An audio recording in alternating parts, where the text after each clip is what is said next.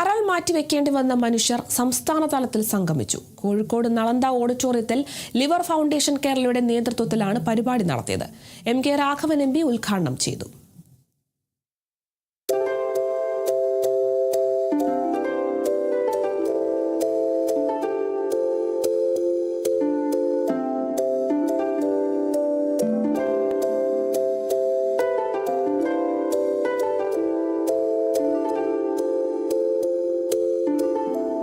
വർഷം മുൻപ് liver foundation of Kerala രൂപീകൃതമായ കോഴിക്കോട് നളന്ദയിൽ തന്നെയാണ് കരൾ മാറ്റിവെക്കൽ ശസ്ത്രക്രിയയ്ക്ക് വിധേയരായവരുടെ സംസ്ഥാനതല കൂട്ടായ്മ സംഘടിപ്പിച്ചത്.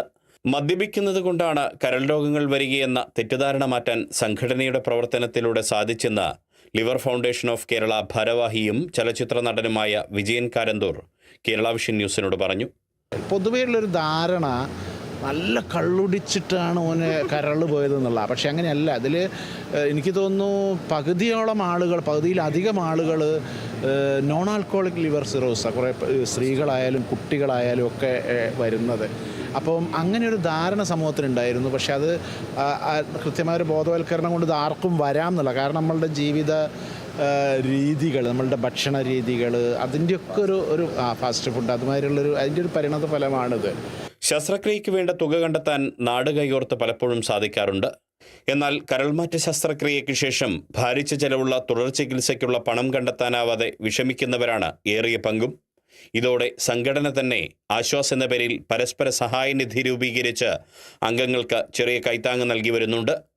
കരൾമാറ്റ ശസ്ത്രക്രിയയ്ക്ക് വിധേയരായവർക്ക് വർഷങ്ങൾക്ക് മുൻപ് സർക്കാർ പ്രഖ്യാപിച്ച് പിന്നീട് നിലച്ചുപോയ പെൻഷൻ പദ്ധതി പുനഃസ്ഥാപിക്കണമെന്നും വിജയൻ കാരന്തൂർ പറയുന്നു. ശസ്ത്രക്രിയ ഏകദേശം എല്ലാവരും കൂടിയൊക്കെ ഒന്നിച്ച് കൈയോ കോർത്ത് പിടിച്ചിട്ട് കുറേ ആളുകളുടെ ക്രൗഡ് ഫണ്ടിങ്ങും അല്ലെങ്കിൽ കാശൊക്കെ എടുത്തിട്ട് അത് നടക്കും. അതിന് ശേഷമാണ് ശരിക്കും റിയൽ നമ്മളുടെ ഒരു ക്രൈസിസ് വരുന്നത്. കാരണം വളരെ കോസ്റ്റ്ലിയാണ് മെഡിസിൻസ്. അതില്ലാതെ ആജീവനാന്തം മരിക്കുന്നത് വരെ ആ മരുന്ന് കഴിച്ചേ പറ്റും. 1000 രൂപ പെൻഷൻ പ്രഖ്യാപിച്ചിരുന്നു. സാമൂഹ്യക്ഷേമ പെൻഷൻ്റെ ഭാഗമായിട്ട് കരൾ ശസ്ത്രക്രിയ നടത്തിയിട്ടുള്ള ആളുകൾക്ക് 1000 രൂപ വെച്ചിട്ട്. പക്ഷേ അത് 4 വർഷമേ അത് നിന്നുള്ളൂ, പിന്നെ അതങ്ങ് നിന്നുപോയി.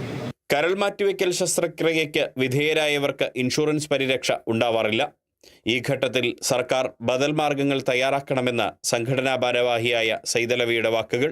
ട്രാൻസ്പ്ലാന്റ് കഴിഞ്ഞവർക്ക് ഇൻഷുറൻസ് കമ്പനി ഒന്നും കിട്ടൂല. സർക്കാർ തലത്തിൽ ഞങ്ങൾ ഒരുപാട് തവണ പ്രസ് ചെയ്തിട്ട് ഒന്നും ഇതുവരെ ആയിട്ടില്ല. പിന്നെ ഇപ്പോൾ നമുക്ക് ജില്ലാ പഞ്ചായത്ത് മുഖാന്തരം മരുന്ന് കിട്ടുന്നുണ്ട് കുറച്ച്.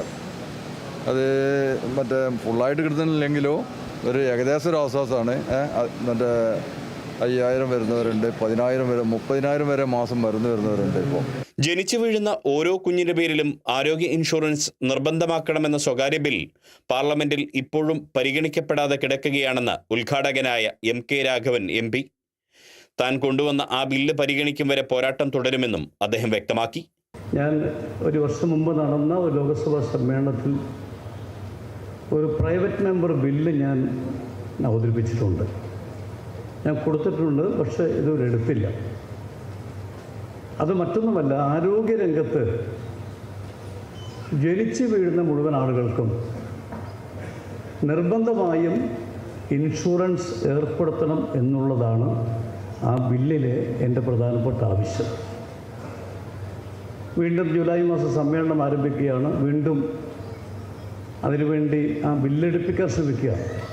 കാരണം ഒരുപാട് ബില്ലുകളുണ്ടാകും. അപ്പോൾ ബില്ലുകൾ കൂടുമ്പോൾ മാറ്റി വെക്കപ്പെടും.